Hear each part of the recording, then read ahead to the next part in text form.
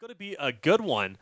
And, of course, we got the Bolts people going against NotDoom and Derper, and it's going to be a good one. Of course, I believe our only female gamer, at least in this tournament so far, so we'll see how she's going to be able to compete it out against the Bolt boys, which I was excited. I had them moving through my fantasy brackets. We'll go through those a little bit later. But I had Bolt moving through, and I'm really excited to see them play because I think this is the first time I've seen them play as of yet, and they're at one of my favorite spots of Valhalla, and they're already starting it off with, looks like, one knock. Yeah, tell me why you like Valhalla, because I personally, like, this was a hot drop, of course, when it was added toward the beginning of one of the prior seasons, but now I feel like there's not just a whole lot of people going there. You know, it has slowed down a little bit. We're going to see Bolt picking up a few eliminations, and it's kind of typical whenever it comes to Valhalla or Viking, whatever you want to call it, at least off the beginning. It has some good loot, especially if no one lands there. You can be kitted up to kind of rotate out of there. Right. Obviously, this being an elimination-based tournament, that's kind of not what you want. You want to try and get some eliminations off the rip. But with that being said, it has a couple of rifts that do spawn, at least on the other side of the mountain, and because of that, you can kind of rotate through. You can go to Soccer Field. You could go over towards Greasy. Even Tilted if you're so bold enough to be going over there.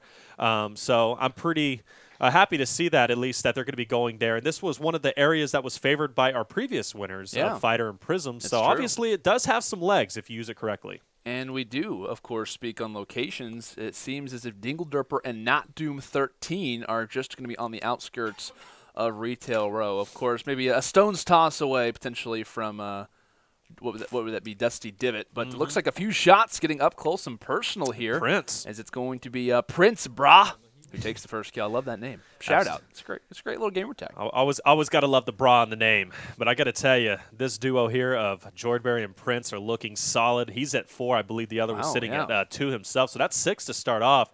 Of course, that's already high enough as it is. Sometimes we see the teams drop relatively early, and that's really enough to kind of take the lead. But, of course, Dinglederper, NotDoom, they're going to have a lot of work ahead of them. I believe it's been a slow start for them so far, but with Valhalla cleared out, with interesting communication going on between the two.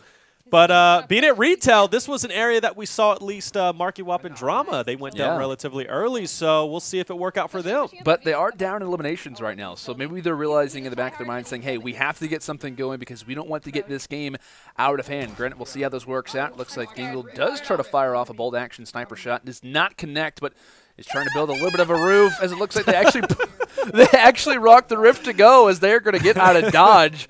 I think they were realizing, hey, this is a fun fight. These guys can actually build time to get out of here. Old Dinglederper. Got to love the reaction from her, of course. Dipping out of there, and looks like they're going to be just on the other side of Salty Springs. And, of course, that's a hot spot, too, depending on where the projection of the bus path was. So, and I do see some builds to their left, so they might be running into some people. But inventory not looking too bad, but 2 shotguns kind of interesting. According to the communication, you think it's all the opposite. You think they would be getting just massacred. Sounds pretty chaotic, doesn't it? But on the other side, of course, we got the Bolt boys making their way toward Greasy Grove. The Doolies rocking out here for Mr. Jordberry, as he's going to go for, it looks like, a little bit of that high ground. Thankfully has that trusty pump, goes for the edit, and actually decides to maybe take someone down. Happens to be able to stay alive for the time, but this player's just on the edge. He's firing at his boots. Yep. Oh, my gosh. They're just too strong. They're too long, Taylor.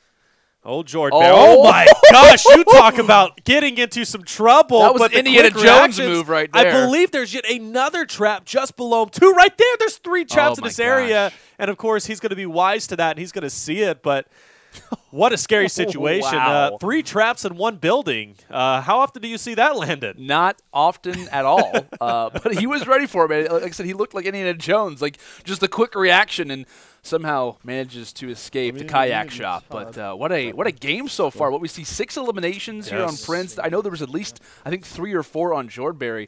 That's a phenomenal beginning to the first round. And our first game, that's going to give you some confidence. Can't complain at all, can you? I mean, that's looking pretty good. All 4 players, though, still up, at least from the 2 teams, so looking pretty solid overall. Plenty of eliminations still remaining of 41.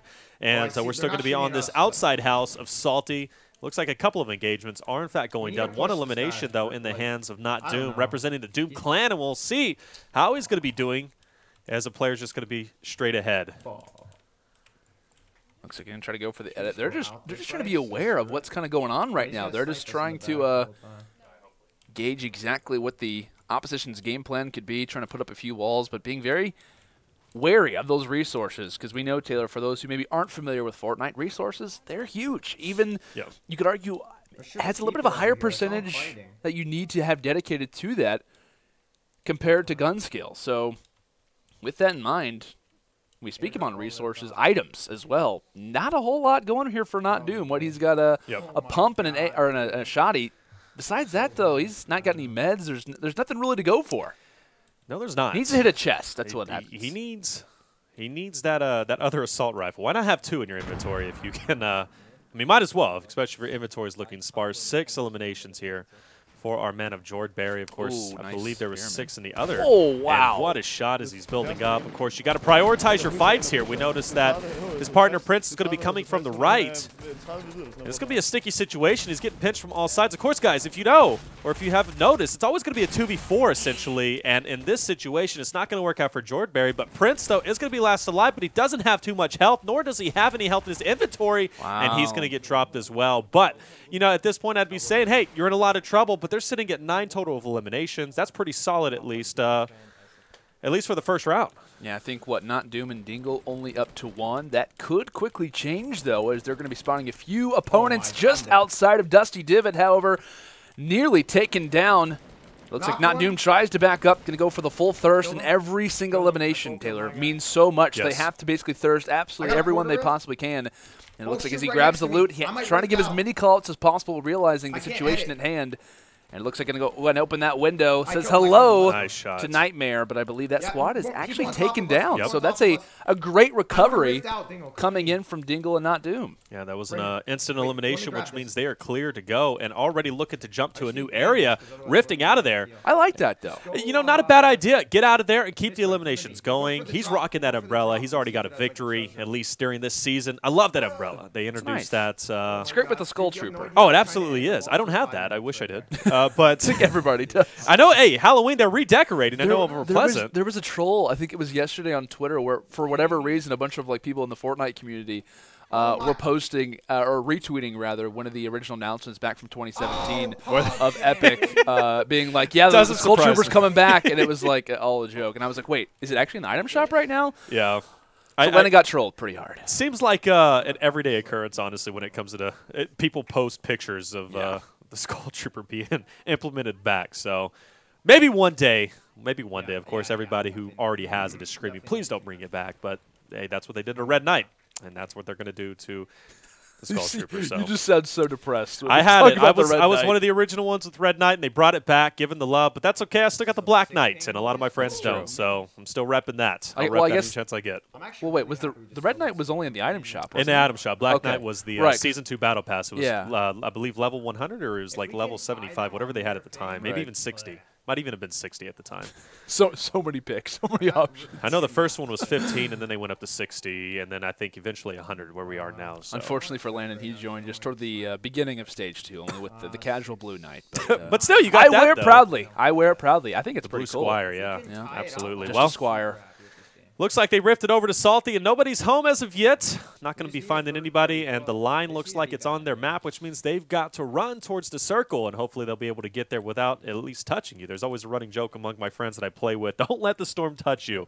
It's always infuriating to go from 100 health to 98, but it's the OCD kicking in. I did see a couple of builds at least at 175. The OCD. That's all it is.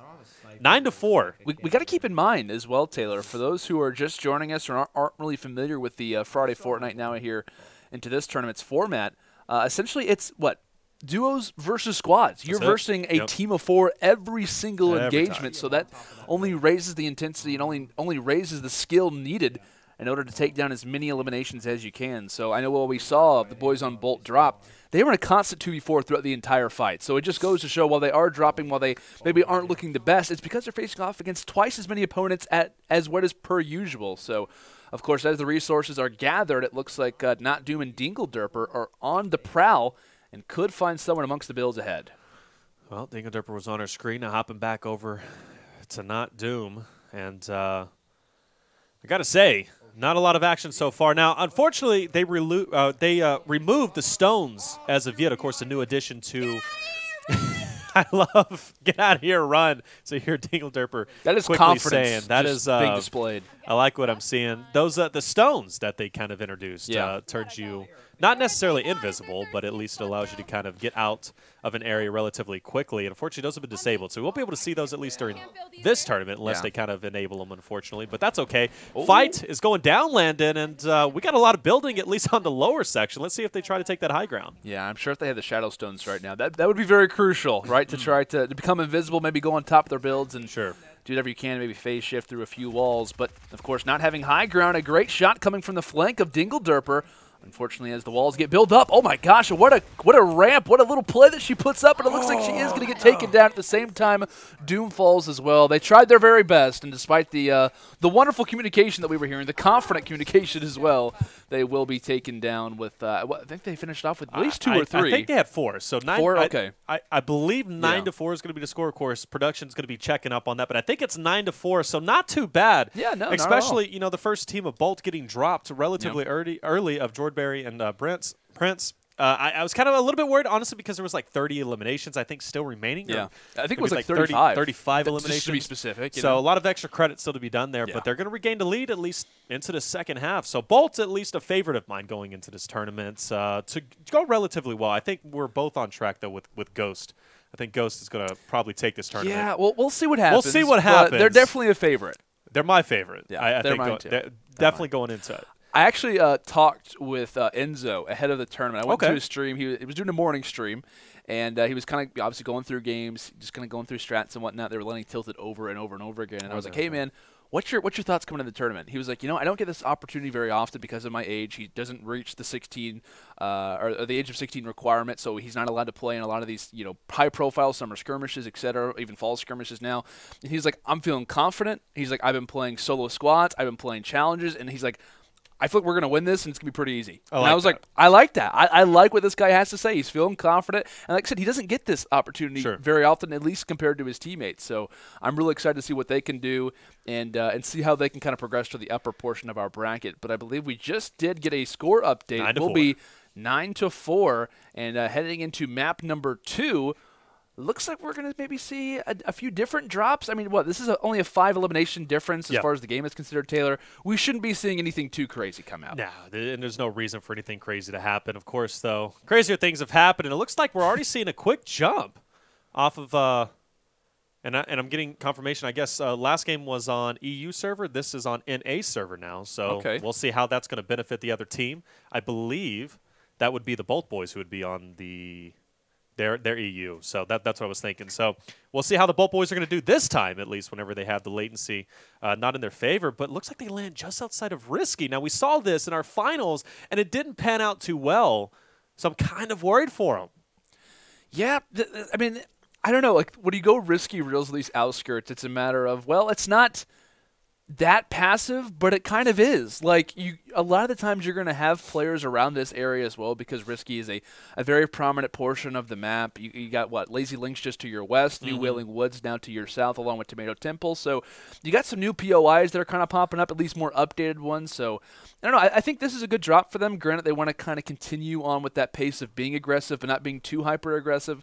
Based off their strategies and based off their calls, if they've watched Friday Fortnite, if they've watched obviously the Showdown from the week prior, they know what pretty much to do. They've got a pretty decent game plan moving forward. And a hotel drop for Dinglederper and NotDoom. That's an interesting drop. Very slow, very passive indeed. And you would think being 5 eliminations down, they wouldn't be trying to be this passive. But, of course, I guess they're going to try and hop in, of course, to maybe go over to Lazy Links. Maybe somebody's going to be there. Of course, Jordberry and Prince being over here risky. They're slowly pushing in, and it looks like Knock is already – no, he didn't get the full knock. There it is. Actually, I believe somebody else got that.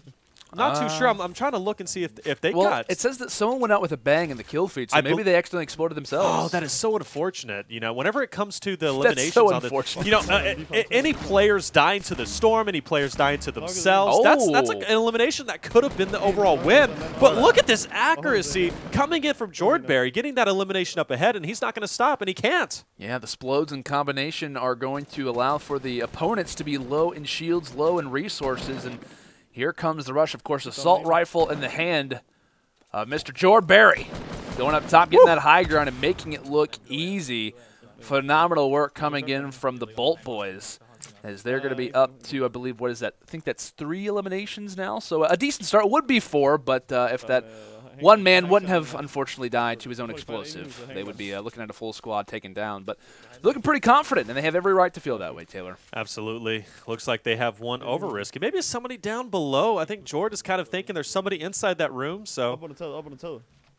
And we'll see what's going to happen here. I am hearing Dinglederper NotDoom, their streams just went off, so we're going to stay on board with the Bolt's perspectives. And I just actually saw in the kill feed, Dinglederper took someone down just now. Did take some damage too, so hopefully that's not an indication that they will be going down. As I see it's still going down, Landon. I think Dinglederper may have dropped just at a sliver of health, maybe what, 6, 7 health at this point. Yeah. And there she is. She's going to go down. Now, NotDoom has to come to the rescue. Of course, I don't know what's going on that end, but NotDoom is the saving grace. NotDoom is the saving grace, and already getting tagged up at least 1 time, 2 times. And I believe that is that might be all. It could be all she wrote. All she wrote. NotDoom so low. It's getting very close to the point, and just like that, both of them are going to fall. Maybe a little bit of rage coming out, but regardless, though, it will be Bolt Esports convincingly. Right, making it to the next round for these guys. This is their first tournament here when it comes down to the Sunday Showdown. And like I said, man, they got to be feeling pretty confident moving forward. This was a nice little warm-up, I think. Not a bad warm-up, obviously, coming in. They did considerably well. They're obviously still alive. We won't see how many eliminations they